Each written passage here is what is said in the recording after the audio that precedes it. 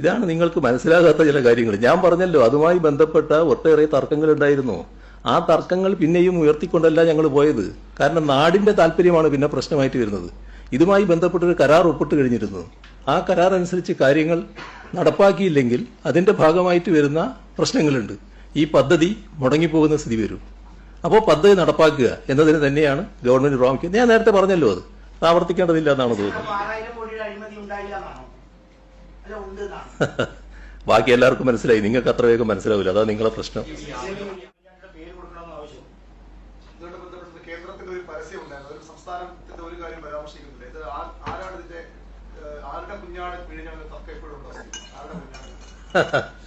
ഇതൊക്കെ സാധാരണല്ലേ.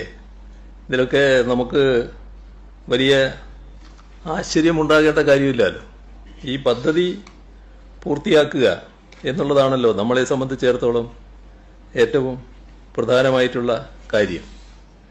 നമ്മളിവിടെ ശ്രദ്ധിക്കേണ്ട കാര്യം, വിഴിഞ്ഞം പദ്ധതിയുടെ ക്രെഡിറ്റ് അതൊരു തർക്കമായി കൊണ്ടുവരേണ്ടതായിട്ടില്ല എന്നാണ് തോന്നുന്നത്. ഈ ക്രെഡിറ്റ് നമ്മുടെ നാടിന് ആകെയുള്ളതാണ്. ഇതിൽ ഞങ്ങൾ ചെയ്യേണ്ട കാര്യങ്ങൾ ചെയ്തു എന്ന ചാരിതാർത്ഥ്യം ഞങ്ങൾക്കുണ്ട്. അതാണ് ഞങ്ങൾക്കാകെയുള്ളത്. ഇവിടെ കല്ലിട്ട് എന്നുകൊണ്ട് മാത്രം കാര്യങ്ങളാകെ പൂർത്തിയാകില്ല. ഇപ്പോൾ കപ്പലോടുന്ന അവസ്ഥയിലേക്ക് എത്തിയല്ലോ, അത് നമ്മൾ കാണണമല്ലോ.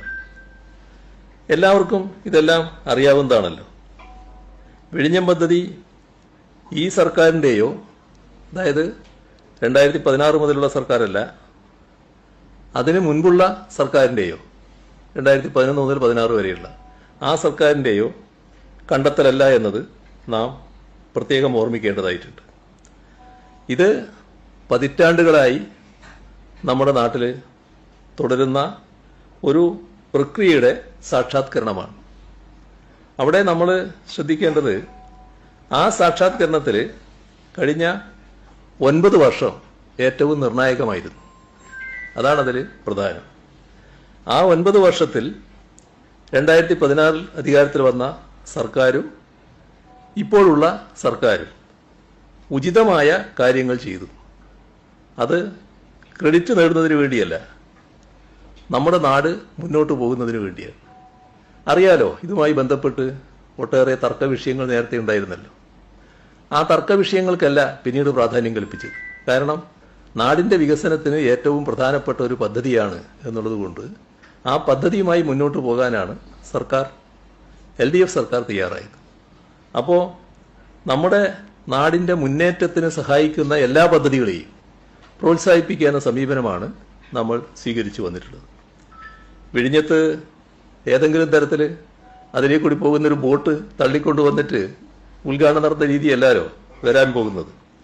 ലോകത്തെ തന്നെ ഏറ്റവും വലിയ ചരക്ക് കപ്പലുകളാണല്ലോ അവിടെ വന്നുകൊണ്ടിരിക്കുന്നത്. നമ്മുടെ എല്ലാം കൺമുന്നിലുള്ള യാഥാർത്ഥ്യമല്ലേ ഇത്. അപ്പോൾ അതിൻ്റെ ക്രെഡിറ്റ് സ്വാഭാവികമായി ജനങ്ങൾ അർഹിക്കുന്നവർക്ക് നൽകിക്കൊള്ളൂ. നമ്മളതിന് തർക്കിച്ച് സമയം കളയേണ്ടതില്ല എന്നാണ് എനിക്ക് തോന്നുന്നത്. ഇവിടെ പ്രതിപക്ഷ നേതാവ് എന്തുകൊണ്ടാണ് പങ്കെടുക്കാത്തത് എന്ന് എനിക്ക് പറയാൻ കഴിയുന്ന കാര്യം. അദ്ദേഹം അങ്ങനെ പറഞ്ഞോ ഇന്ന്? അത് നേരത്തെ നിങ്ങൾ ചില വാർത്തകൾ കൊടുത്തിരുന്നു, അദ്ദേഹത്തെ പരിപാടിയിലില്ല എന്നൊക്കെ പറഞ്ഞിട്ട്. യഥാർത്ഥത്തിൽ അദ്ദേഹം പരിപാടിയിലുണ്ട് എന്നുള്ളത് ഇപ്പോൾ വ്യക്തമായല്ലോ. അത് ഇത് പരിപാടിയുടെ കാര്യം എങ്ങനെയാണ് വരുന്നത്? നമ്മളല്ല പരിപാടി ഫൈനലൈസ് ചെയ്യുന്നത്. പരിപാടി പ്രധാനമന്ത്രി കൂടി പങ്കെടുക്കുന്ന പരിപാടിയാകുമ്പോൾ പ്രധാനമന്ത്രിയുടെ ഓഫീസ് കൂടി അംഗീകരിച്ച് വന്നതിന് ശേഷമാണ് ഫൈനൽ രൂപം വരിക. ആ ഫൈനൽ രൂപം ഇപ്പോൾ വന്നല്ലോ, അതിൽ അദ്ദേഹവും ഉണ്ട് എന്നാണ് ഞാൻ മനസ്സിലാക്കുന്നത്. എന്തുകൊണ്ടാണ്? അദ്ദേഹത്തിന് എന്തെങ്കിലും അസൗകര്യമുള്ളതാണോ എന്ന് എനിക്കറിയില്ല. അദ്ദേഹം പങ്കെടുക്കാതിരിക്കാൻ സാധാരണഗതിയിൽ കാരണമൊന്നും എനിക്ക് തോന്നുന്നില്ല. ഈ ക്രെഡിറ്റിന്റെ പ്രശ്നമാണെങ്കിൽ അത് ജനങ്ങൾ തീരുമാനിക്കേണ്ട കാര്യമാണല്ലോ.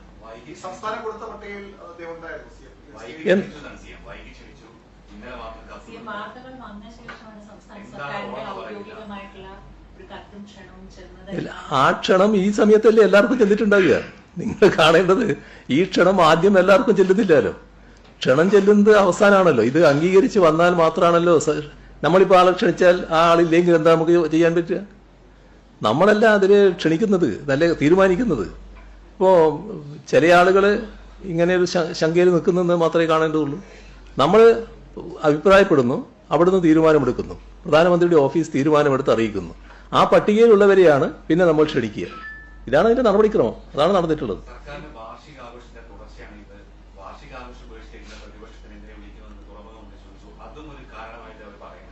അല്ല, അത് ചിലപ്പോൾ ഉണ്ടാകുമെന്ന് എനിക്കറിയില്ല. വാർഷികാഘോഷത്തിന്റെ ഭാഗമെന്ന് പറഞ്ഞാൽ വാർഷികാഘോഷത്തിന്റെ ഘട്ടത്തിലാണ് ഈ പരിപാടി വരുന്നത്. ഇത് പ്രധാനമന്ത്രിയുടെ പരിപാടിക്ക് വേണ്ടി കാത്തുനിന്നതാണ്. കഴിഞ്ഞ മാസം ഈ പരിപാടി നടക്കുന്നതായിരുന്നു. അപ്പോൾ ഇവിടെ ഉണ്ടായ ഒരു അസൗകര്യം കാരണം അത് മാറിപ്പോയതാണ്. അല്ലെങ്കിൽ നേരത്തെ നടക്കുമായിരുന്നു. ഈ വാർഷികാഘോഷത്തിന്റെ ഭാഗമായിട്ട് അത് വരില്ലായിരുന്നു. പക്ഷേ വാർഷികാഘോഷത്തിന്റെ ഘട്ടത്തിൽ ഇപ്പോൾ വന്നു. അത് പ്രധാനമന്ത്രിയുടെ പരിപാടി ഇപ്പോഴാണ് കിട്ടിയത് എന്നുള്ളതുകൊണ്ടാണ്. ആ കാരണം കൊണ്ട് മാത്രം അദ്ദേഹം വരാതിരിക്കേണ്ട കാര്യം ഉണ്ടായിരുന്നില്ല എന്നാണ് എനിക്ക് തോന്നുന്നത്. ഞങ്ങളേതായാലും അദ്ദേഹത്തെ സ്വാഗതം ചെയ്യുക തന്നെയാണ് ആ പരിപാടി. ഇനിയും അദ്ദേഹത്തിന് മനസ്സ് മാറ്റി ഈ പരിപാടിയിൽ പങ്കെടുക്കാവുന്നതാണ്.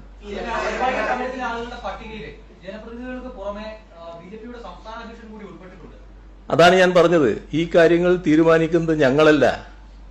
ഞങ്ങൾ അംഗീകരിച്ച ലിസ്റ്റിൽ ആ പേരുണ്ടായിരുന്നില്ല. ഞങ്ങൾ അംഗീകരിച്ച ലിസ്റ്റിൽ ജനപ്രതിനിധികളുടെ ലിസ്റ്റ് മാത്രമേ ഉള്ളൂ. എന്നാൽ അവിടുന്ന് പ്രധാനമന്ത്രി അംഗീകരിച്ച അല്ലെങ്കിൽ പ്രധാനമന്ത്രിയുടെ ഓഫീസ് അംഗീകരിച്ചതെന്ന ലിസ്റ്റിൽ അത്തരം ചില പേരുകൾ കൂടിയുണ്ട്. ആ പേര് സ്വാഭാവികമായും ഉൾപ്പെടുത്തുക എന്നുള്ളതാണ് സംസ്ഥാന ഗവൺമെന്റ് ചെയ്യുക. അതാണ് നടക്കുന്നത്. ഞങ്ങളിവിടെ LDF കൺവീനർ TP രാമകൃഷ്ണയോ CPIM സെക്രട്ടറി MV ഗോവിന്ദൻ മാസ്റ്ററെയോ CPI സെക്രട്ടറി ബിനോയ് വിശ്വത്തെയോ ഒന്നും ആ പരിപാടിയിൽ ഉൾപ്പെടുത്തിയിട്ടില്ല. അങ്ങനെ ഒരു ലിസ്റ്റ് കൊടുത്തിട്ടുമില്ല. അത് സാധാരണ നിലക്ക് ഞങ്ങൾ ചെയ്യാറില്ല. ജനപ്രതിനിധികളായിട്ടുള്ള ആളുകളുടെ പേരാണ് ഞങ്ങൾ കൊടുത്തത്. പ്രതിപക്ഷ നേതാവിന്റെ പേര് സംസ്ഥാന സർക്കാർ അങ്ങോട്ട് പറഞ്ഞതാണ്. എന്താ സംശയം അതിന്?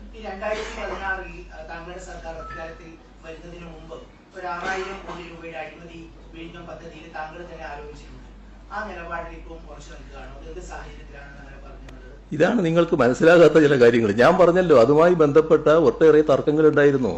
ആ തർക്കങ്ങൾ പിന്നെയും ഉയർത്തിക്കൊണ്ടല്ല ഞങ്ങൾ പോയത്. കാരണം നാടിന്റെ താല്പര്യമാണ് പിന്നെ പ്രശ്നമായിട്ട് വരുന്നത്. ഇതുമായി ബന്ധപ്പെട്ടൊരു കരാർ ഒപ്പിട്ട് കഴിഞ്ഞിരുന്നു. ആ കരാർ അനുസരിച്ച് കാര്യങ്ങൾ നടപ്പാക്കിയില്ലെങ്കിൽ അതിന്റെ ഭാഗമായിട്ട് വരുന്ന പ്രശ്നങ്ങളുണ്ട്. ഈ പദ്ധതി മുടങ്ങിപ്പോകുന്ന സ്ഥിതി വരും. അപ്പോൾ പദ്ധതി നടപ്പാക്കുക എന്നതിന് തന്നെയാണ് ഗവൺമെന്റ് പ്രാമുഖ്യം. ഞാൻ നേരത്തെ പറഞ്ഞല്ലോ, അത് ആവർത്തിക്കേണ്ടതില്ല എന്നാണ് തോന്നുന്നത്. ബാക്കി എല്ലാവർക്കും മനസ്സിലായി. നിങ്ങൾക്ക് അത്ര വേഗം മനസ്സിലാവില്ല. അതാ നിങ്ങളെ പ്രശ്നം. അല്ല, അത് ആഗ്രഹമില്ലേ? പല ആഗ്രഹങ്ങൾ ഉണ്ടാകും. അതിന് തന്നെ ഞാനിപ്പോ പ്രതികരിക്കുന്നു.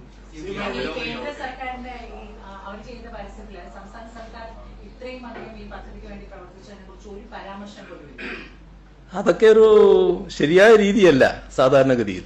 പക്ഷേ നമ്മുടെ കേന്ദ്ര സർക്കാരിന്റെ സമീപനം അങ്ങനെ വരുന്നു എന്നുള്ളതാണ് നമ്മൾ കാണേണ്ടത്.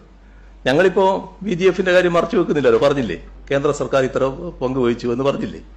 അത് പറയണ്ടേ അവര്? സാധാരണഗതിയിൽ ഒരു പദ്ധതിയുടെ കാര്യമാകുമ്പോൾ ഇങ്ങനെയൊക്കെയാണ് എന്ന കാര്യം പറയാൻ അവർക്ക് ബാധ്യതയുണ്ടല്ലോ.